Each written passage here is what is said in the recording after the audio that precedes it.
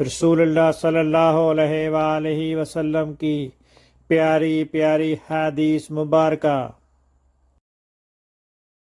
Make sure you like and subscribe to my channel for more hadiths. محمد بن یوسف فریابی نے بیان کیا ورقا سے، انہوں نے ابن ابی نجیح سے، ان سے عطانے اور ان سے ابن عباس رضی اللہ عنہ نے بیان کیا کہ شروع اسلام میں میراث کا مال اولاد کو ملتا تھا اور والدین کے لیے وصیت ضروری تھی، لیکن اللہ تعالیٰ نے جس طرح چاہا اس حکم کو منسوخ کر دیا۔ پھر لڑکے کا حصہ 2 لڑکیوں کے برابر قرار دیا اور والدین میں سے ہر ایک کا چھٹا حصہ اور بیوی کا، اولاد کی موجودگی میں 8واں حصہ اور اولاد کے نہ ہونے کی صورت میں 4تھا حصہ قرار دیا۔ اسی طرح شوہر کا اولاد نہ ہونے کی صورت میں آدھا اور اولاد ہونے کی صورت میں 4تھائی حصہ قرار دیا۔ صحیح بخاری حدیث نمبر 2747۔